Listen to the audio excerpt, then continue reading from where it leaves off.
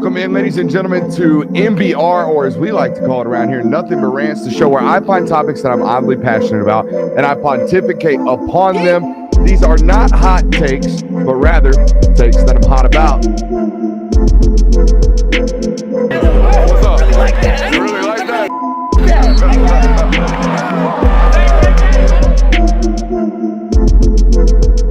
Let's shut up and grind some tape. This video is brought to you by BetUS Sportsbook and Casino.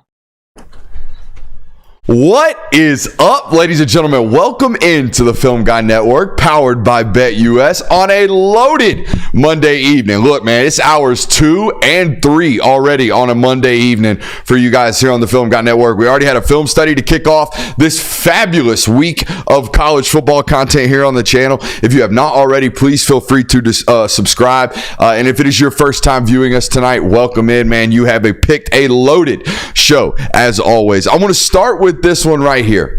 As you can tell by the title, I'm just curious how many different ways, how many different varieties of ways that Michigan can look at everybody else in the world of college football and just kind of give them one of those, man. I mean, middle fingers left and right, just absolute FUs to the NCAA and pretty much the rest of college football. If you really look at this, this entire process since the Connor Stalions story broke has been what I would deem and classify as a first-class PR nightmare. Like, they have turned around and handled one of the biggest cheating scandals with as much just brazen FU mentality as humanly possible. I just want to read off a couple of things that have happened by Michigan's way of choosing, okay, since this Connor Stalions story has broke. By the way, them, by all accounts, 100% guilty in the biggest cheating scandal we've had, boys, on the field of play, and I don't know how long. Like, this is as bad as it gets from, they went out and advanced scouted, they went out and cheated, they went out and got signs from other opponents and brought them back in-house, developed the whole entire coding system, all the good stuff. This is about as bad and as diverse of a plan as we've seen to cheat the outcomes of the sport in a fat minute. Okay. All that being said, since then, this is how Michigan has responded. You ready for this? Harbaugh gets suspended for the first 3 games of this year. That's outside of this stuff, right? That was just, hey, we gonna suspend Harbaugh for recruiting when he wasn't supposed to be recruiting and for buying cheeseburgers when he wasn't supposed to be buying cheeseburgers. How does Jim Harbaugh respond? Well, during that 3-game suspension, I don't know if you guys remember this, but they had like 11 different interim head coaches, including Jim Harbaugh's like 86-year-old dad who hadn't coached since the 90s. Like, that's how he responded the first time when he got suspended. On top of that, you know, during this whole entire investigation last year and the whole news cycle of everybody talking about Michigan, somehow, some way, Michigan made themselves out to be victims in front of the microphone every single opportunity that they got. In fact, during the college football playoff selection committee, Jim Harbaugh starts to talk about his team and how much they've overcome through the narratives of things that have been put against them. Put against you, buddy. You brought it on your own self. Okay, all this Michigan versus everybody, all this free hardball stuff was just, I feel like it made everybody outside of the Michigan fan base a little bit sick, like, of all of the stuff, right? They played victim throughout all of this. All right, they have loudly lost. That's just in front of microphones, but they have been even louder in the court of law trying to fight this investigation and fight this sign stealing stuff to the utmost degree, and they have gotten their ass whipped in every single court case possible regarding this. And they will continue to do as such with the notice of allegations that they're continuing to try to fight with the NCAA currently. Okay? They have been drugged through the mud in the court case, and every single time, all the way down to their athletic director releasing a statement upon first investigation of this, talk about, we are Michigan men, yada, yada, yada. They have taken the most outlandishly loud and wrong stance humanly possible, and it got better today. It got better today. How does Michigan respond to the notice of allegations?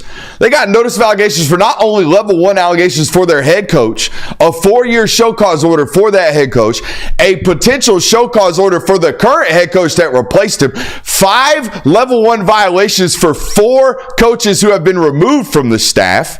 Okay, all this stuff. How do they respond? Jim Harbaugh, honorary captain, week 1.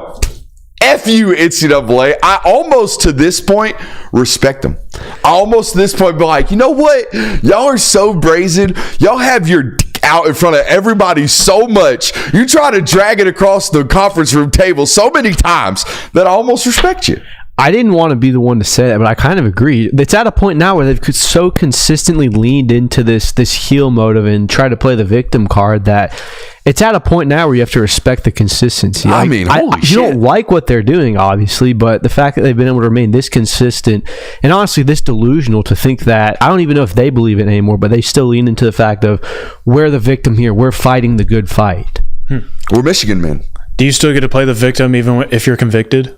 I mean, they have been convicted, bud. Yeah. I'm saying officially in terms. Whatever the NCAA does to them, I don't know. I don't know what's going to happen. But from a public persona or a public standpoint, they have already been convicted. When your head coach refuses to go along with any investigation at all and just hightails and says, "Hey, give me whatever you want. I ain't never coming back." Like y'all are guilty. 100%. Did you see the clip of Connor Stallions that's been released? I think it's from the. It's from the documentary. It's a sneak peek of the documentary. He's basically talking about how he took 7,000 photos of himself and uploaded into an AI system that decoded all of the signals. And is what it sounded like. A signal notebook of every signal that he had ever seen before, recreated them himself, and took pictures of himself doing them, so he knew what every single signal stood for.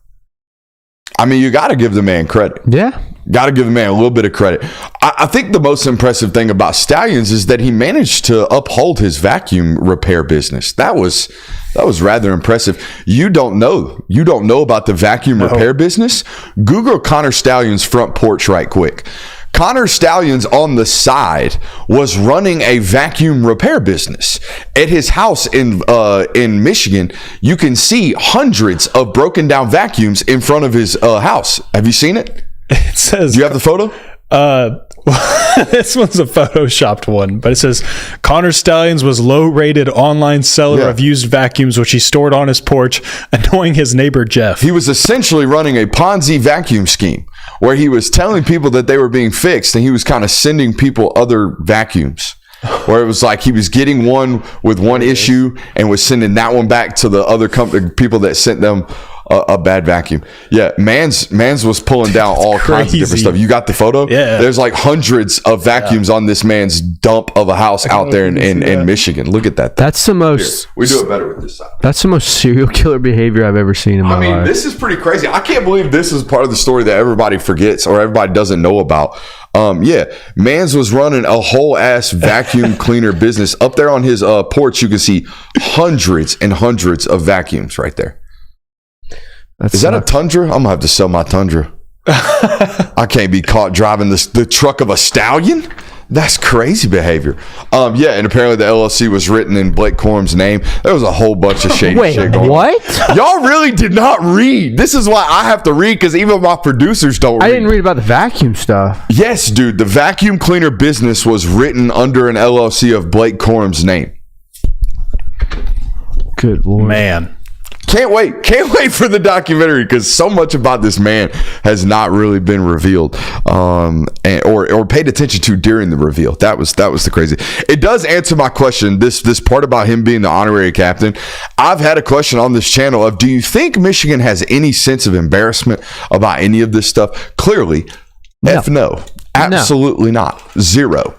It's Zero almost, at all. It's almost to the point where they're proud of it now. Very I think much so. It almost brings it clearly brings them joy to see how much the rest of the college football world is so irritated by what they did. It brings them joy to know that they won a national title out of it, and we can parade that around. And two, the rest of the college football world is so irritated about it. Hey, if you know a curveball's coming, you still got to hit it. If you know a run's coming on 3rd and 1, you still got to stop it. World Series for the Astros counts, so this one does too. I don't think it's near as bad, because the Astros had that stuff going on during the World Series that they won. During the championship during the actual thing.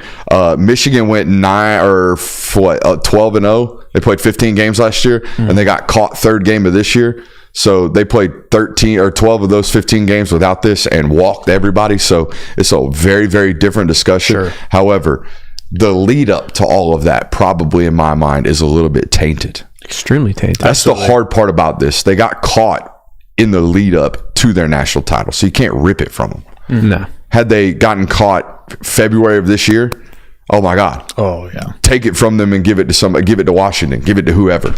But yeah, I don't know. Interesting story. At this point, they're almost winning me over. You know? Whoa. Like such blazing FU, such just the unmitigated gall on these people is crazy. Winning you over is kind of crazy. I'm not going to lie. Yeah. I still like the actions, but this is how you stand on business. This is what it looks like.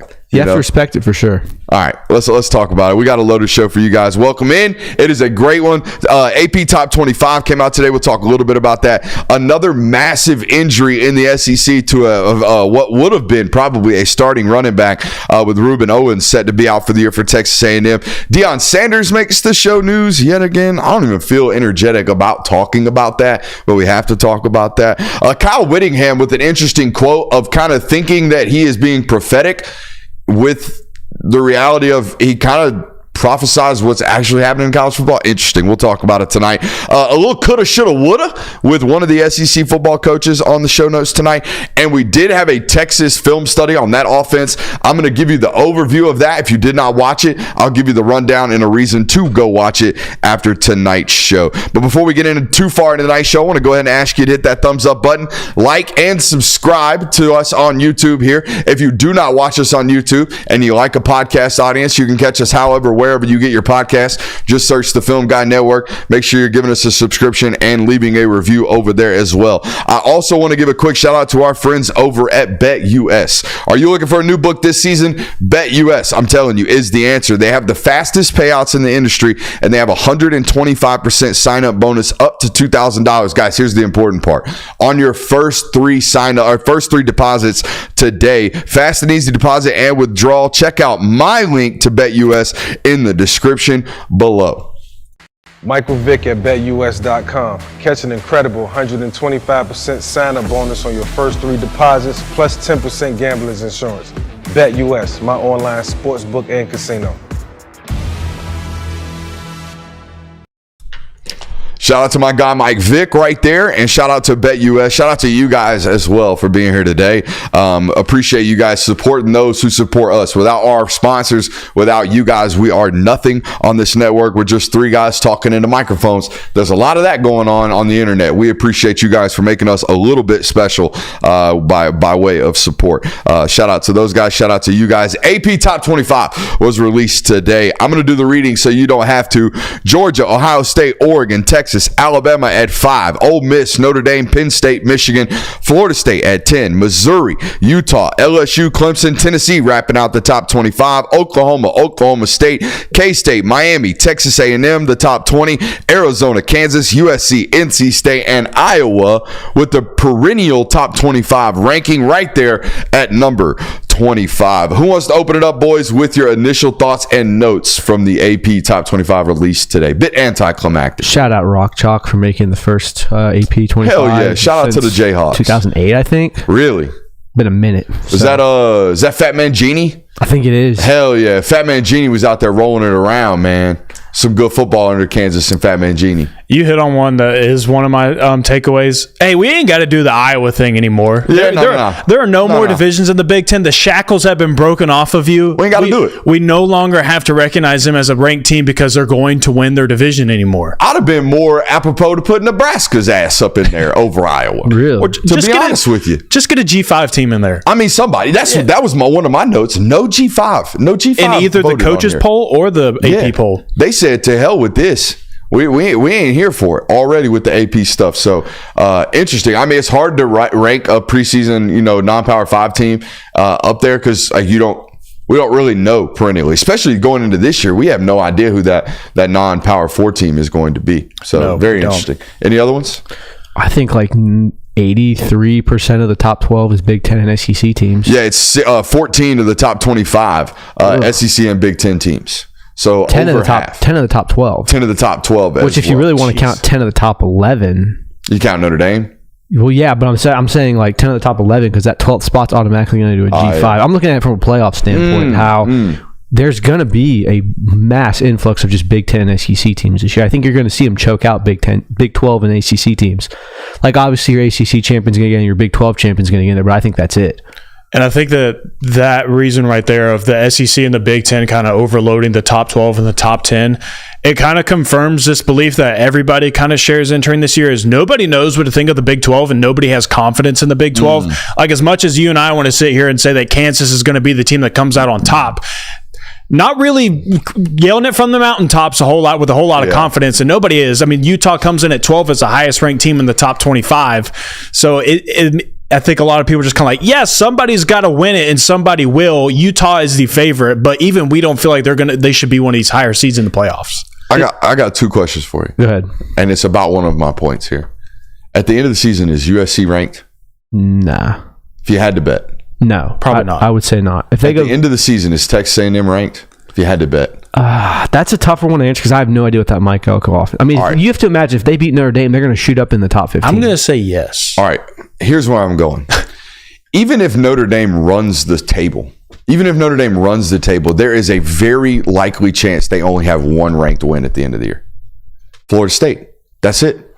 Florida State's preseason ranked number 10. Texas A&M preseason ranked number 20. USC preseason ranked number 23. That's it on their schedule. Outside of Georgia Tech, there's a football game in there against Tech that's actually like a reasonable contest that Notre Dame's not going to be favored by more than 3 touchdowns in. Outside of that, guys, this schedule is dog shit. Even if they run it, there is an opportunity that they have one top 25 opponent. Even if they lose against Florida State, they go 11-1. They're going to have one ranked opponent on the schedule and have a loss to that school. And still, everyone at the end of the year is going to be looking at Notre Dame, boy, Notre Dame's 11-1. It's fraudulent. I'm telling you right now, in August, whatever happens to Notre Dame this year, it's going to be fraudulent. I think that's, to me, is one of the primary takeaways to this is like, even preseason, their schedule looks like shit. Different circumstances, but this Notre Dame team kind of reminds me of what Texas A&M was in 2020, where the only game they lost was to Bama and they got their asses kicked, but they were 9-1 at the end of the season. People were kind of making that argument to why they should be in the playoff because, just record alone. I think that's what you're going to see a lot from Notre Dame from. Obviously, we know Notre Dame is Notre Dame. When you get to big situations like this, it typically does not go well for them. So I don't love the idea of them making the playoff just off because of the record week or schedule weakness alone, but it's probably going to happen. I think we just have to accept that at a point. And honestly, and if I'm not me. Nope. 10-2 Missouri, you're in. Notre Dame, fuck off. That's fine. But I'm saying this: I would rather have a 10-2, 11-1 Notre Dame in there than a charity Group of 5 team because they went 12-0 and won. Even though Notre Dame's basically playing a charity Group of 5 schedule. Yeah, but they don't have Group of 5 talent. Like, let's be fair. No, at all. But they don't have. I don't think they have top 12 talent. I would not disagree with you. I wouldn't disagree with that either. Interesting little conundrum we're in, by the way, with Notre Dame, and we're going to continue to be in that. Well, I don't know what their schedule looks like next year. I bet it's eerily similar. Well, it's got to be like basically the same thing. Yeah, because everybody's is basically the same thing next year, just kind of flip flops a little bit. But I mean, Notre Dame was never given an incentive to make a more difficult schedule or to change anything about how they operated their business, because every single year that they did this, or they went 10-2, or they went 11-1, or they went undefeated. Even though they didn't look like a playoff team in the 14 playoff format or even in the BCS national championship format, they were always plugged into that national spotlight. And time again, we saw what happened. We saw them crumble under pressure, but they were still never given any incentive because they were still rewarded with postseason play. They were still labeled as one of the best teams in the country. Now, if you want any indication of where they might be going conference-wise, listen to this schedule that's already set in 2025. A&M, Purdue, Arkansas, Boise State, USC, Navy, and listen to this: Boston College, Miami, NC State, Syracuse, Pitt. Just over half their schedule is ACC, and they're the bottom half of the ACC minus Miami. I don't like this. But it's going to be, I'm telling you right now, listen to me. This is going to be our discussion with Notre Dame the rest of the time, okay? Because the schedule is going to look like this. It's going to be mediocre, and they're going to get 10-2 out of it, 11-1 out of it, and we're going to sit there every single year, and a good SEC team or a good Big Ten team is going to get sent packing home for them Golden Domes. I want to push back on that a little bit, not for the reason you're thinking, but I don't think that Notre Dame just gets this free walk to 10-2 or 11-1 like they did. Like, that was under the Brian Kelly era. Yeah, that absolutely was the case. Brian Kelly was a hell of a coach. Marcus Freeman hasn't really shown you that he can get this team to 10-2 despite the weak schedule. I mean, this is a team that lost to Marshall in 2022. I should make Christian Kirby pro Brian Kelly. I like what I just did there. I've never been anti Brian what I just Kelly. did there. That's all I'm saying. But I like what I just did. Let's look at it this way. If that Notre Dame Ohio State game ends any differently, probably talking about them a little differently. For sure. Very much For so. sure, but it didn't. It didn't. Should have. Coulda, but it woulda, didn't. shoulda. 10 guys on the field. Shout out. Shout out. That'll do it. Tough team. It's a tough team. I'd like to know where Lou Holtz is right now. Asleep, coach. He's asleep. Crazy. Definitely asleep. One other takeaway I had is if the playoffs stayed the same way it is right now, preseason AP poll rankings, if those were the 12 teams that made the playoff, there'd only be 4 new playoff teams to make the college football playoff. Of the entirety of the 14 playoff, there'd only be 4 new teams, and one of those would be a group of 5 bid. So really only 3 new Power 4 teams. Jeez. Parity. Got to bring it. Got to bring parity. I got a couple notes here. Big Ten, a little front loaded.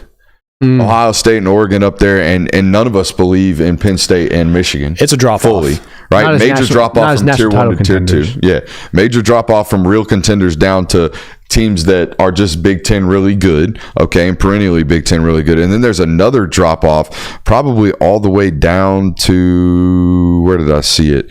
That's pretty much it. Iowa. After that, USC and Iowa. That's the other tier. Yeah. Whereas you look at the SEC and there's 7 or 8 teams within the top 12. So really heavy and top end loaded in the SEC, kind of just very top end loaded, and then kind of lightens out with the Big Ten. Yeah. That was the takeaway I had. Absolutely. Other takeaway I had, Arizona ain't winning with Buddy from San Jose State. Period.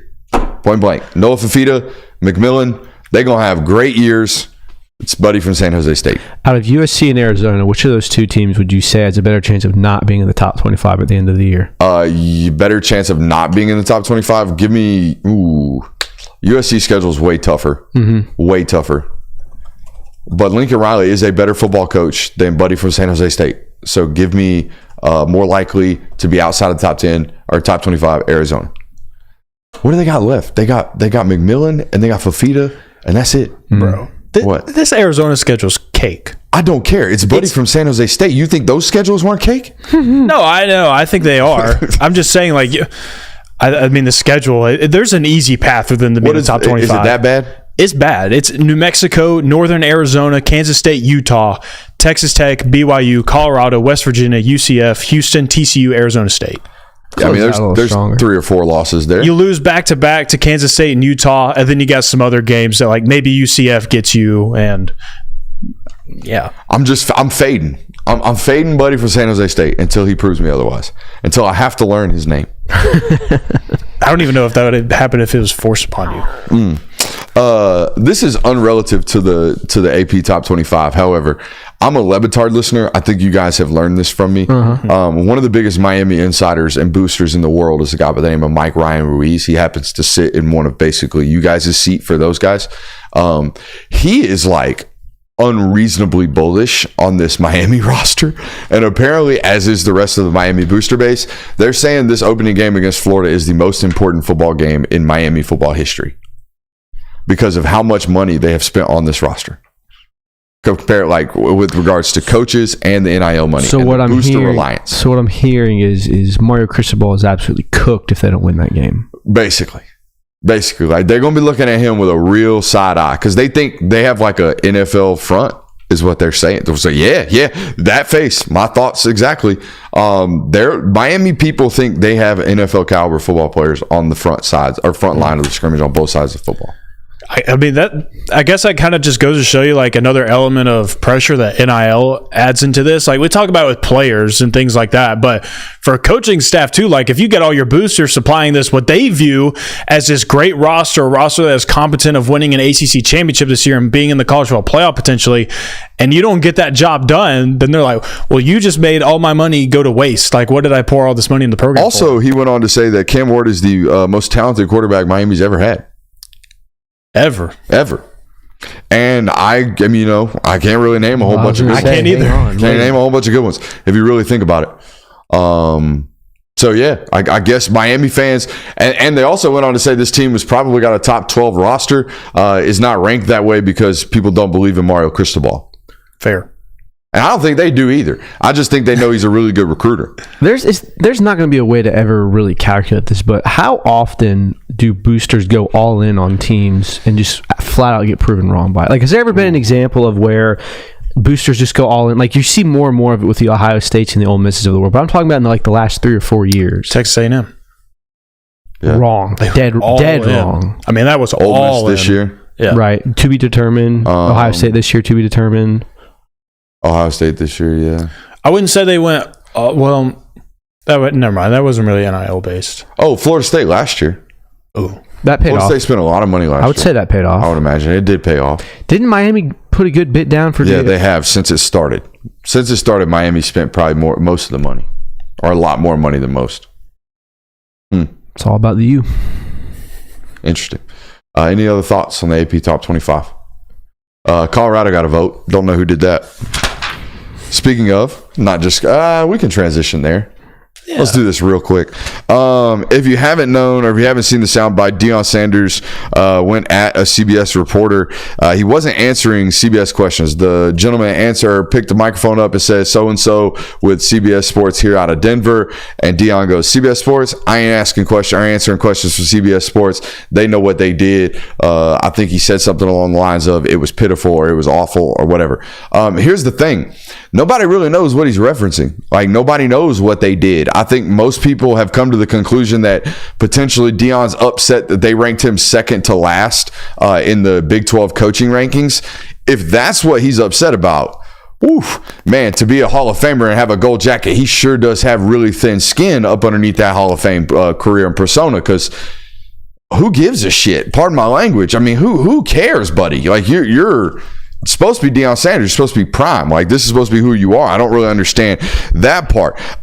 That's the best guess. He also told that same local reporter that he respected him as a man, but there would be no questions from him. There would be no answers relative to questions from him.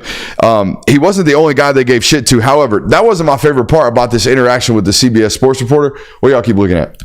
Other Texas running back was injured, but it's like fifth on the depth chart. Okay. Yeah, so all I see is stuff going on over here. I'm like, something's happening. I got to ask. Sorry, I didn't mean to you're good. It looked like it was important. It sounds like it was relatively important. Yeah. Okay.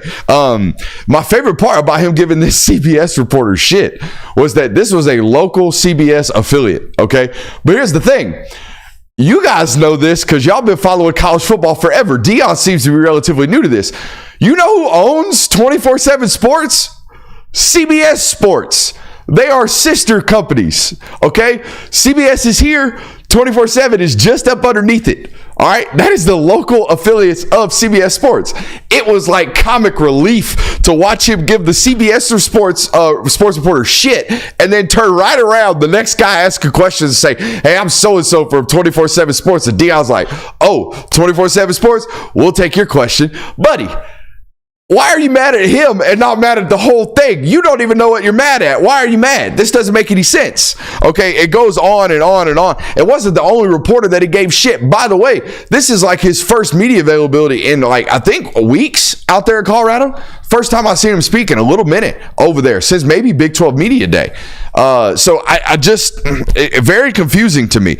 Also looked at a reporter when the reporter was trying to ask a question. He looked at the reporter, refused to answer the question, and says, why do you do this? Asked the reporter, why do you do this? And the reporter's like, what do you mean? He's like, why are you covering this team? You don't even like us. You don't like doing this. And the reporter's like, I've got to pay my bills. And Deion goes, well, why do you do this though? Like, why? And he says, you're always aggressive and you're always on attack. And the reporter goes, Deion, I'm just trying to ask a football question today. And Deion goes, I'll answer your question when you answer mine. And the reporter's like, what are you talking about? And Deion goes, I'll answer your question when you answer mine as to why you do this. And it goes back and forth, so much so that another reporter doesn't even have a microphone, just blurts out, hey, coach, I've got a question. And then the press conference moves on towards that guy. Just hostile. The only time he was professional in his approach with anybody was when the guy asked him about his birthday plans, and when somebody praised Aflac, said, if you don't have Aflac, you're just doing it wrong. What's it been like working with Aflac, coach? They saved my life.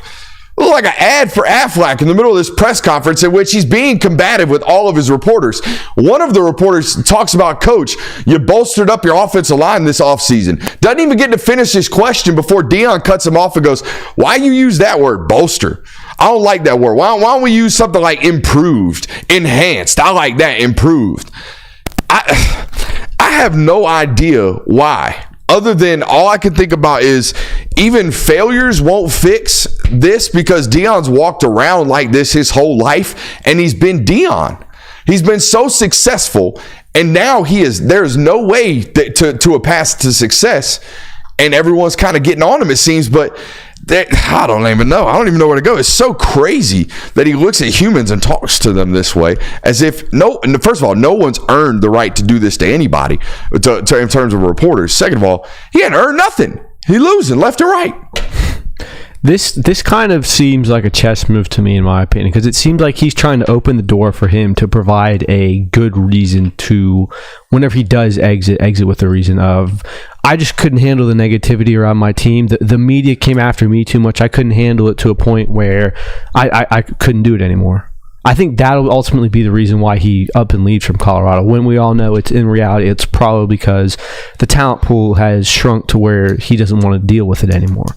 That's kind of my theory on this as to why he's being so hostile with the media right now.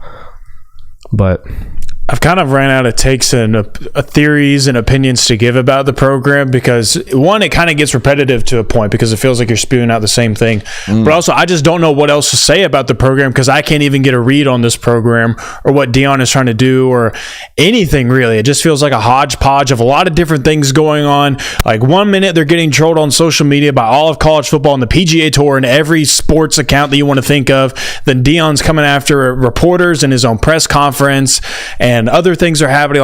There's just so much going on that there's not this cohesiveness at all to this program. Like, if someone asks you, like, what is Colorado football, other than Deion Sanders' football team, I really don't know what else to say about that. I'm good.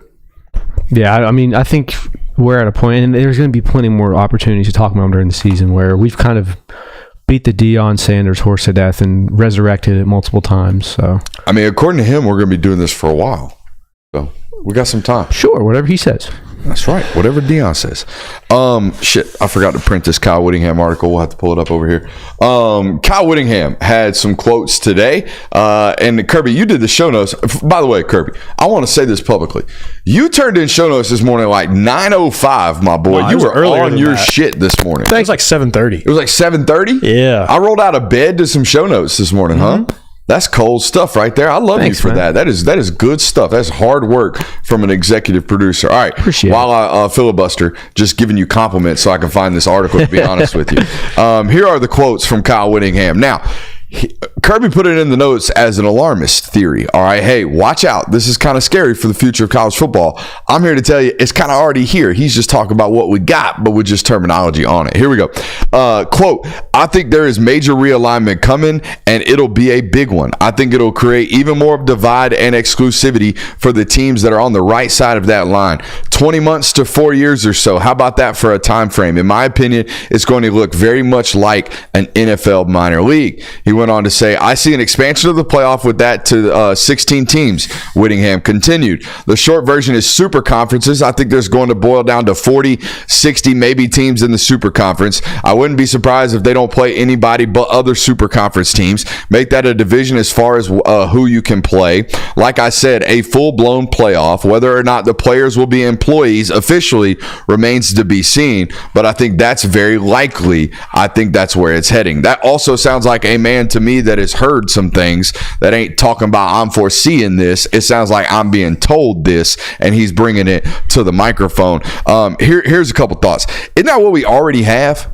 This is a complete disassociation with the mid-major football in general, but I'm here to tell you from a financial and a fiduciary standpoint, we already have a massive wage gap, and we already have a massive talent gap, and we already have pretty clear lines between the haves and the have-nots. The major college football, the 40 to 60 teams he's mentioning right now, and the rest of college football that's playing virtually a different version of the sport.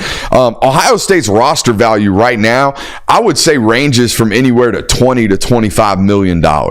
We don't even have to go to Bowling Green right there in Ohio. We don't have to go to mid-major football to do this comparison. They ain't even playing the same sport as Northwestern, who's in their conference. Northwestern's roster value, guys, if you had to pin it down, what would you say Northwestern's spending on NIL right now? Somewhere between $2 and $2.5 million, probably. Let's give them $5. Okay. Let's give them $5. Let's double what you just talked about. Let's give it that times 300%, okay? Or whatever the numbers are. Let's give you multiple X times that. That's still a quarter. It's still a quarter of what we're talking about with Ohio State. If we give it what he gave us, what I think it really is, which is about $2 million, On3 had the only NIL valuation for one player was their wide receiver at $200K. Okay, and I'm sure they had to pay him to keep him. All right, that's probably how that works. But either way, let's say it's $2 million. That's 1/11th. That's 1/10 of what Ohio State's spending.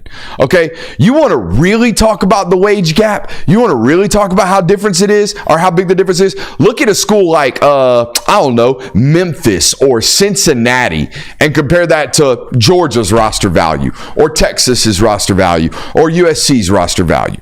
It's dramatically different. Okay, the funds that are available to these programs, the recruiting budgets that are available to these programs, we already have a clear-cut line of demarcation in this sport of college football. This Super League shit would just be a literal definition, a literal line in the sand between these football teams. We can already see the demarcation line, though. We don't need it spoken for us. In fact, the only reason that this would be pulled apart is if mid-majors decide that they want to get gone.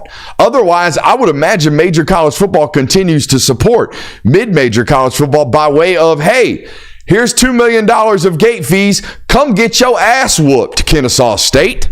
We appreciate you for being one of our 3 non-conference home games. Here's your check to support your football program for the next foreseeable future.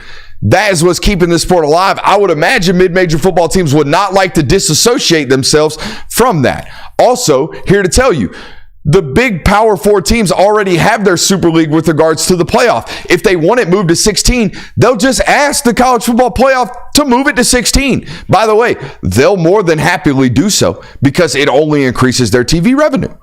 So I don't understand the need to do this. We already have this. This is already the organizational structure of college football. We already have 20 to 40 Super League teams. We already have 20 to 40 teams that will perennially have an opportunity to win the national championship. And guess what? Everybody else is just here for the show. That's it. So I don't know why we need to vocalize this. We already got this, boys. I think that's honestly why I found this such an alarming take, is because the veil of this kind of Super League thing, it's continuously getting pulled back more and more, and it's going to only be pulled back more as time goes on. You're right. College football has always kind of been set up where it's these 15 to 10. Now it's more like 20 to 30 teams where you really are the only ones who have a shot to win the national title, and everyone else is kind of playing spoiler. But the more we kind of identify that and say, oh, well, it's just a mini NFL at this point, and it's a Big Ten, SEC, and then everyone else, I think people are going to kind of fall in love at college football, at least traditionalist fans. So that's why it's kind of alarming to me in that sense. But you're right. Overall, the structure of the sport isn't really going to change that much. I mean, Wake Forest and Florida State are playing 2 totally different sports. Correct. In the same conference. So what would be the difference? We just remove them from the schedule? You know, we have more competitive schedules, and it is more like an NFL team or an NFL league. But if this were to happen, I don't think there's any reason to panic. You know what I'm saying? It would feel the same way. I think the same teams matter. You think so? I would. I mean, at least on this show's purposes, we do not talk Houston football. No one does. No, but we talk Houston football when they upset the number 10 team in the country, and it's a huge deal. And I think that's what makes college football so special. The offseason, all that. Part of what makes college football correct, so special. Correct. That's not the only reason, but I think a big reason as to why you can point to uniqueness. If the Cleveland Browns beat the Patriots in 2012, yeah, it's a big deal, but it's also, hey, any given Sunday, they're all professional. These statements are also coming from a Big 12 coach who isn't affiliated with SEC and Big 10, who have clearly stated that they are the Super League. So correct. I don't give a shit about your opinions, is what they've kind of stated on this. But even then, like, mid-majors have always been playing a different football, have been playing different football than any other program, always, since the beginning of time. That's how it has always been. Like, you're just not on that level. That's why you're classified as a mid-major, and then you have your Power 4 and Power 5. Like, that's how it's always been. So, like, even throwing in NIL and whatever you want to classify as the direction of college football, like, really, it may be labeled differently, it may be viewed differently, and certain things may be legal now and more things might be public, but it's still the same level of playing field. What shirt do you even have on? It's a Stonewall Solutions shirt. It's a guy who was in the Navy SEALs and then started up a company that does training. So You think in another life you're military? ooh, I don't know. That's a good question. My dad was military, so maybe. I think so. I think in another life you're probably doing military stuff. I could see it. Yeah, I definitely could too. Nice pension. All the appreciation of boredom too. I see that in you. You like boring shit. I've seen your diet. You like boring shit. Okay. Yeah, That's fair. You're a consistent human being as well. Thank you. So I'll take that as a compliment. that would lend towards military services, Fair enough. as would the basic ass diet. Well, the basic diet's more of like a healthy standpoint, I think. Yeah, kind of what I'm going through right now. Yeah. Diet's important. What you put in your mouth, But what you put in your mouth and then swallow is really important. But So you're telling me it doesn't count if I don't swallow? no. It's interesting. Coulda, shoulda, woulda. Let's do it. Let's do it. This comes from Hugh Freeze. Hugh Freeze had a comment this week that basically said he should have 4 wins over Saban. Is that true? Now, I mean, 4 to be wins? fair, he has 2 already. 2 of them in, I believe it was 14 and 15. Ignore it. Continue. He has 2 wins already, which is more than more coaches can say. So his whole argument, do you want me to kind of recap it? Yes. He sat down with Marty McGee to recap how he talked about, obviously, last year's Alabama game and how coaching was kind of the reason why they didn't win that game. And then he was recounting and goes, you know what? I love Nick Saban. He's my friend, yada, yada, yada. And he kind of talked about all the ways he had outcoached him in the past few years. And then goes, I should have 4 wins against him. I should have had one in 2016 when we were up 24-3. And I should have had one this year. And he obviously beat him in 2014 and 2015 back-to-back years with Ole Miss. And I think it was Bo Wallace or Chad Kelly, one of those 2 guys. So, as someone who's listened to sports talk radio, has listened to sports opinion giving for a solid 25 years now, like really avidly, just absorbing it all. Let me tell you something right now. Anytime someone starts a statement with, I have the utmost respect for, they are about to absolutely give a flaming ass hot take. Your ears ought to peak up immediately. I have a tremendous amount of respect for Nick Saban, but I should have beat that joker 4 times. He's trash. I'm a better coach. that's exactly what he applied. And then he was talking he was talking about how, we ran quick RPO games on him and he didn't really like that. And he tried to get it changed in the sport of football. But, I kind of get why he did. Like, basically implying that Nick Saban went to the rules committee to get what Hugh Freeze was doing to beat him changed because he's a whiny loser. Like, very, very interesting shot, very subtle shots taken at Nick Saban in that interview. Oh, yeah, absolutely. And then to go as far to say as we kind of brought the run and gun offense, and then Saban wanted to do it as well. Like, basically, bit my steez. Yeah, exactly. The whole thing about it was, I coached against Saban better than anybody, and I'm the whole reason why his offense improved, and I should have 4 wins against him. Now, to be fair, if you think about it, his track record against elite coaches, bro, I was about to say, it's in my notes. I'll say this: 1 game coordinating. Hugh Freeze up there. Hugh Freeze is up there. I've seen this dude dial some shit up. Like, he got 2 dubs over Nick Saban with Bo Wallace. Like that's 2 dubs over pretty crazy. 2 dubs over Nick Saban with Bo Wallace. The other 2 losses pretty much gave him everything he wanted to handle. 2 games he played against Kirby Smart, beat the shit out of him one year, and then the second year obviously had a far inferior team, but made that a 7-point game. You got a 68-yard run out of Peyton Thorne. You are a sorcerer. I'm telling you that right now. Against Kirby Smart, you had a 68-yard run backed up in your own end with Peyton goddamn Thorne. You are a witchcraft human being. Plus, let's be real. Like, this is the perfect thing to say for being Auburn's head coach. Like, heck yeah, say that you own Nick Saban and you get the pot stirred up in this rivalry and, like, talk down on your rival's biggest successor. Like, of course you should say these things. And, of course, you should remind Alabama fans the 2 wins that you did get against them and tell them, like, I almost had you 2 other times as well. Of course you should say that. It's going to be scary if Auburn becomes what Hugh Freeze thinks they will be, because I think he will quickly become an insufferable head coach. Oh, the first time he did it with stolen valor. You know what I mean? Yes. This time he going to be out here doing it legally. And if he gets on top of college football and starts taking some dubs, he probably going to be insufferable. Praise Jesus, and then right after that, pure arrogance. Oh, yeah. Pure arrogance. Like no humility. Like Dabo's evil twin? Yeah. No, if Dabo were a scholarship player. Oh. Yeah, that's what we got. If Dabo were a scholarship player. I hate how accurate that is. Yeah. He would just automatically have holier than thou. He would lack the chip on his shoulder. Yeah. If Dabo were a scholarship player, he would be Hugh Freeze. Wow. I like that. That's true. Dang. I like that a lot. And caught a charge once, Yeah. Just Made mediocre. some mistakes. Yeah, like some escort charges. Nothing too crazy, Ole Miss style. Yeah, just something on the school phone, not the burner. Yeah, I can't do That's that. what got him. Had he kept that activity on the burner, he might have got away with paying Robert M. Kimdichie.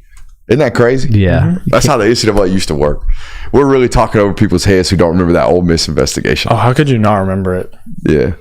All right. I'm good with it. I think Mans can dial it up. Yeah, he's got reason to be confident against some of these coaches. We had a film study today, boys. Oh, did we? We did. Those are back again? We had a film study. Second one this offseason so far leading up to the year. We had a Clemson film study, and we just broke out into a Texas film study. I'm very curious to see where the audience wants us to go next. But we had a tremendous, 56 minutes of film? Yeah, it was every bit of close to an hour. All right, you were in here during the studio. You sat here and watched it before the show. What are you guys' takeaways as audience members, essentially? I know what I think. Quinn Ewers obviously throwing on his heels is a big issue. I think that's not a super alarming issue because that's something you can fix pretty quickly. It's not he's sporadic when the pocket collapses. He makes wrong decisions. His mechanics kind of go out the window and his passes are affected because of that.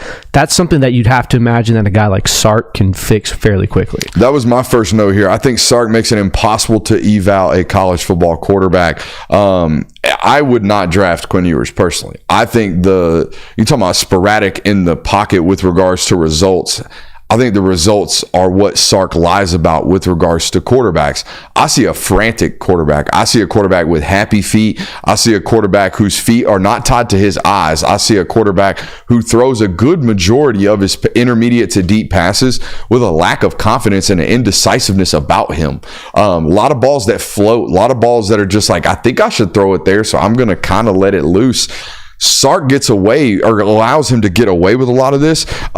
His deep ball mechanics are inconsistent at best. That's why he's so inconsistent with the deep ball. It's why the inaccuracies, I believe it was 27% on balls thrown past 25 yards past the line of scrimmage last year. Not great. That ain't good. And a lot of that is what the stuff that I'm talking about. All right. What he gets away with and why it's okay is because Sark, from a run game perspective, puts this team in such a good count constantly. If you watch that film study from today, you will see their running backs running to grass by happenstance, by creation of the coordinator. All right. They do a lot of stuff with motions. They do a lot of stuff with nub sets, particularly into the boundary to give themselves favorable counts in the run game without a quarterback, by the way, who is an additional count in the run. Like Quinn Ewers is not one of these guys. He's athletic. He's somewhat athletic. I would say he's like 10% of a better athlete than Carson Beck. But he's like 6'2", so he looks like a better athlete, but he ain't. He's like a 4.82 runner. All right, this is borderline. We don't need to spy him, but he's effective enough for a 12 to 20-yard gain occasionally, which means you don't have to account for it, essentially. You will let him beat you with his legs whenever he wants, so the coordinator does not beat you with what he's designing. I talked about it on the film study, and you'll see it if you go and watch it. You will certainly see it if you watch Texas this year. They are what I would classify as a Dover offense. They want to run horizontally and at angles. They do not run conceptual traditional routes. You will see a couple of digs, you will see a couple of wheels, you will see in a slant occasionally off of RPOs, but the idea that they're running like 15-yard comebacks or the idea that they're running double moves, no. They are running to grass, okay? The slot's going to run at a 45-degree angle on a deep arc, on a deep over. They're going to run the slot on the other side on a crisscrosser the same way. It's going to look like scissors running across the field, and then they'll take the tight end, they'll run him vertically. So they got two scissors and a guy pushing vertically. That's what they're trying to do offensively. It's what Sark's always been predicated off of. I will also tell you this. I think Christian Kirby or Jonathan Williams or myself could get 3 yards of carry in this backfield. I think that's how good they are at designing gaps and running to bubbles. at least against opponents that they have in years past. If you are big enough and physical enough to clog gaps, it's going to be real hard to do so. But they're an outside run scheme. I wish outside run schemes made more appearances in the SEC. Who are some outside zone schemes? Well, Missouri's one. All they did was lead the conference in rushing last year. Because of this, it doesn't require big, hefty, first-round caliber offensive linemen. In fact, it requires just really good cuts and really good vision from the running back, all right? And some RPO stuff to stress backside defenders so they can't flow as hard, so channels open up a lot more. Holes open up a lot more. I think it's a really fun offense to watch, boys, especially into the boundary. They're also the best screen team I've studied in quite some time. And it's not, I'm not talking about tunnels. I'm not talking about bubble screens. I'm not even talking about swing screens where we're just trying to play out on the perimeter and get, 2-over-2s or get numbers. I'm talking about screens that are legitimately behind the line of scrimmage, where we're talking about like halfback screen off college football 25. We're talking about real screen plays. I can count on one hand how many I saw ran against Georgia last year. I saw 5 in the film study we did of just 3 quarters of Texas football from one football game. This is a really good screen team. That's why I think what you're talking about with regards to Quinn's mechanics, they don't really matter until they do. Mm-hmm. They don't beat Alabama if he's not the best version of himself in deep ball accuracy in that game. And if you go back and look last year, that football game was an outlier with regards to that statistic and that category. I project some more outlying performances this year. Yeah, I think the best way, I don't remember who described it, but they described Sarkisian's offense as don't run to a destination, you run to space. Yes. There's no landmarks for these receivers. It's just find what's open and get there, which run the grass. Yeah, which is interesting because you don't really see that in the rest of college football, and it works so well under Sark's offense. But I think you are right about the screen game. It's going to be very effective for Texas coming into this year. Also, I don't know how much the CJ Baxter injury is going to affect them. Not after watching that. After watching that, it's so Sark's offense is so predicated on pre-snap motion and winning the play before it even starts that you don't necessarily need an elite running back. It helps to have one. It's the difference between a 60-yard gash touchdown and a 10-yard gain. But I don't think there's going to be, oh my God, they have no run game now. Also going to have to pay attention to personnel matching in this football game. He's going to flip-flop personnel a good bit on you. There's also almost guaranteed to be some type of trickeration or some type of hidden, rabbit out of a hat type play call in this football game. We saw it in the very first possession when he got into the red zone against Washington. The first time he got in the red zone, tried to run a little double reverse tight end pop pass. Washington covered it really, really well. And Ewers had to check the football down. Those are the types of things you're going to have to avoid when you're playing Texas this year. Any more thoughts, comments, questions, concerns about that Texas film study, boys? The only thing I would say about Quinn and his mechanics is, at least for that football game, it really felt like it wasn't just a lack of mechanics, but it was like, I don't want to get hurt. I don't want to get hit. Yeah. I don't want to receive this hit. Now, I also don't want to make mistakes. I felt that in him. Yeah, and but we also noted, like, by the end of the game, you could tell that Quinn was not 100%, at least by the end of the game. So I don't know what he was before that game, but he plays like somebody that has had multiple injuries throughout his career that has kept him on the sidelines for multiple games.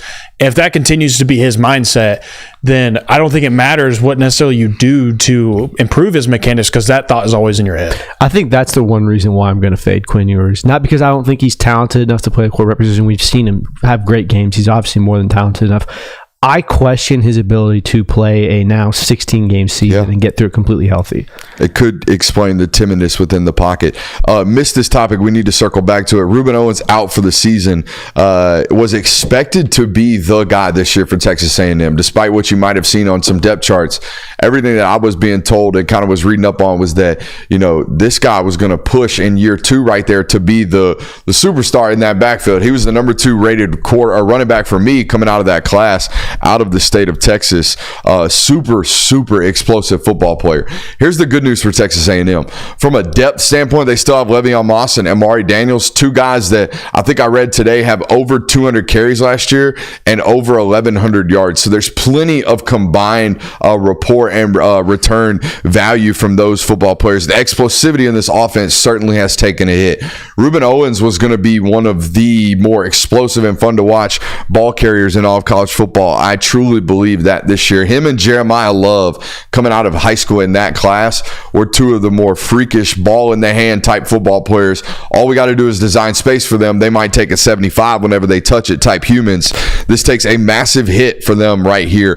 Moss has some explosive traits as well, just not near as much. And the other thing, they obviously take a hit from a depth perspective, but their coordinator tells me that they really probably had some special things designed from him. Colin Klein's their offensive coordinator. His background at K-State tells me they're going to be running the piss off the football, and that certainly is a massive hit for them.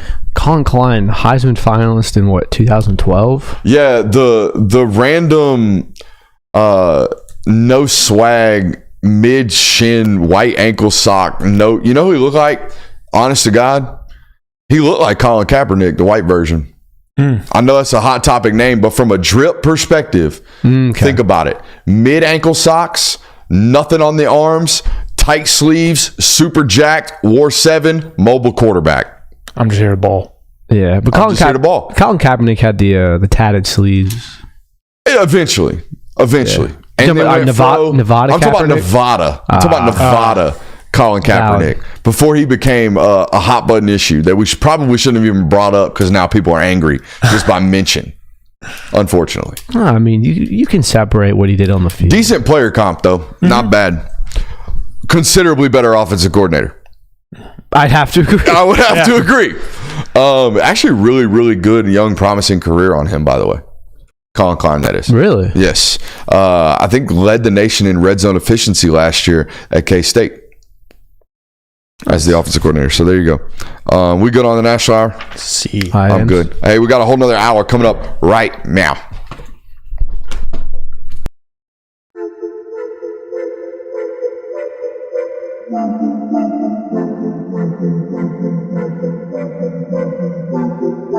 Welcome into Talk the Dog, the show where we find a bone to pick and a take to give. These are not hot takes. These is dog takes. Can I talk that dog?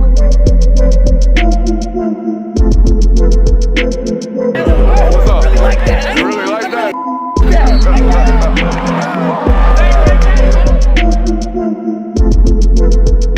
Let's shut up and grab some tape. Never mind. Never mind. Y'all out here wilding. Welcome back into the local hour. We have a loaded hour of content for you guys.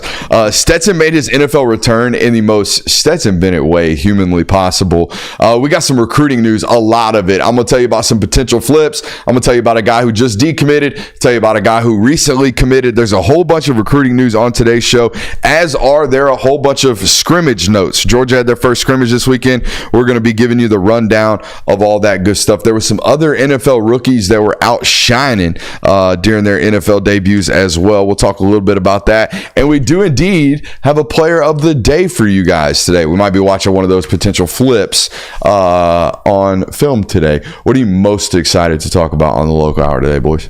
Oh, it's practice intel. That's always going to be. Love some good scrimmage nugs. Huh? I'm excited to talk about the Stetson game, actually. Yeah, I am too. I think is quintessential Stetson Bennett. Yes. I also want to, I think, find and read Unk's comment from the Discord last night after watching Stetson's performance, because it was one of the funnier comments we've had in our Discord chat in recent memory. And I want to read that to you because it is classic Georgia Bulldog fan humor. So there we go. We do have a loaded show for you guys here on the local hour. First and foremost, I want to give a quick shout out to our friends over at BetUS. Are you looking for a new book this season? BetUS is indeed the answer. They have the fastest payouts in the industry. They have a 125% sign-up bonus up to $2,000, guys, on your first 3 deposits. They have a fast and easy deposit and withdrawal process. Check out BetUS, link in the description below of this video today. Michael Vick at BetUS.com. Catch an incredible 125% sign-up bonus on your first 3 deposits, plus 10% gambler's insurance. BetUS, my online sportsbook and casino. All right. Shout out to BetUS over there. Here's what you're here for. You're here for the scrimmage intel. No KJ Bolden. No Colby Young this weekend in the scrimmage. Two of the football players that everybody probably wants to hear about. They've been active members of the Nugs coming out of, and the intel coming out of practice. They've had tremendous fall camps. Everything that I've been told, boys, is that this was a precautionary decision to keep these guys out of practice. Here's the good news about all of the injuries. I know there's been a minor setback with Jordan Hall. If you are on patreon.com/Brooks Austin, when we reported the Jordan Hall news, we told you the timeline is to return against Clemson. But if there is any setback whatsoever, they're pushing it. They're pushing it. They're pushing it. They have pushed it. They've already received a setback. And what is a setback? It could be anything from swelling to additional soreness that he wasn't, maybe privy to, or maybe there was some additional soreness from the day before. Whatever it was, they were going to drag their feet with this one. They were going to be really, really cautious, because anytime you have anything regarding to a hairline fracture or a minor fracture or anything, that can become a major issue if not repaired 100%. Minor setback for Jordan Hall. Outside of that, guys, they have remained relatively healthy from a major injury standpoint. Nobody has been knocked out. Nobody has been removed from camp and had to be, hey, so-and-so ain't coming out against Clemson to start the season. They're going to be out. So whatever injuries have happened, they've been minuscule. There are some people who are hurt. You've played football. You've played sports. You've heard coaches say there's a difference between being hurt and being injured. What you have not heard is coach tell you that, hey, if you're a meaningful player and you're hurt right now, week 2 of fall camp, probably don't need to go in scrimmage 1. We got 2 more of these puppies coming up before we even play Clemson. So we're good. Let's keep you on the shelf. That's what it seemed like from everything I've been told with players like KJ Bolden and Colby Young. Defense winning the day as should be expected. Here's what I've been told about this, okay? And it actually seems relatively not revolutionary, enlightenment. I received some enlightenment about offensive install this way. Here's how they're doing it, okay? And here's how they've probably done it in years past. I just wasn't privy to the information, not something that I've been talking to them about. Last year, it seemed like there was still some carryover from the Monken regime, right? Carson Beck knew the system, was well aware of the system, still had Brock Bowers, still had Lad McConkey, still had the running back identity, still had some of the offensive line identity, still had Cedric Van Pran, still some carryover in the identity of that football team. This year, however, new identity, assume nothing. So how do you go about assuming nothing? How do you go about installing an offense? Well, here's the way I explained it or kind of metamorphized, or gave a metaphor of it. Here's how I provided a metaphor of it, okay? You want to identify the best ingredients that you possibly have in your kitchen before you design the menu. What you don't want to go into a football season, and I feel like one of these national correspondents giving you these cheesy-ass metaphors right here doing this, right? You got to know the ingredients. Who are my best ingredients before I go design a menu? So what they're doing right now is they have installed or are trying to install as much of the offense as they humanly possibly can. However, when they go scrimmage with the vanilla plays. Why? Because I don't want to be designing a winner for the football player that I'm trying to decide the quality of. I need to go design a play that requires that football player to do something special to win his matchup, so I can identify the specialness of that football player. Do we all make sense here? Yes. We're all following around. So what we don't want to do is go out there and design up winners all day during scrimmage number 1, all right, and beat the shit out of our defense with winners that the coordinator designed. What we need to be doing is going out there and being as vanilla as possible and saying, hey, as coordinators, we did absolutely nothing to help our guys win today. Who still won? Those are our guys. Once we decide who our guys are, who we can win with, even with the bare bones, at that point in time, then we go establish our identity. Then we go establish what we are great at. That is the process they are in right now. So when you hear intel, when you hear scrimmage notes, when you hear scrimmage nugs, do not freak out if the defense is beating the shit out of the offense, because that's the way that they are kind of intending it to be right now, okay? So that's first and foremost right there. Install everything, call it vanilla, see who can win. Figure out the best ingredients before you design the menu. That being said, who stood out with this vanilla offense? All right, Arian had an explosive on Saturday. Those are good news. We have heard this metaphorize. That's the verb of that, huh? Think metaphor. If you're going to actively metamorph, that would be metamorphize. But if you're going to give the action of providing a metaphor, metarize. Grammar with Brooks. Metaphorize. Not a word. Grammar with Brooks. CTE brain. Let's tap that helmet when the boy sounds dumb. Aaron had an explosive, I believe it was on a end around. Shout out College Football 25. End around OP, even though they did nerf it just a tad. Anthony Evans appears to have a role as a playmaker from everything that I've heard. They've got to find a specific role for him to play, so it's not just Arians on the field. Watch out. When Anthony gets on the field too, it should provide something from the defense. That is a valuable aspect of this offense. You need multiple of those football players. Oscar Delp, in every single one of these kind of practice reports that I'm getting or any type of information I've heard, Oscar Delp seems like a constant on this offense where everything else seems to be found, right?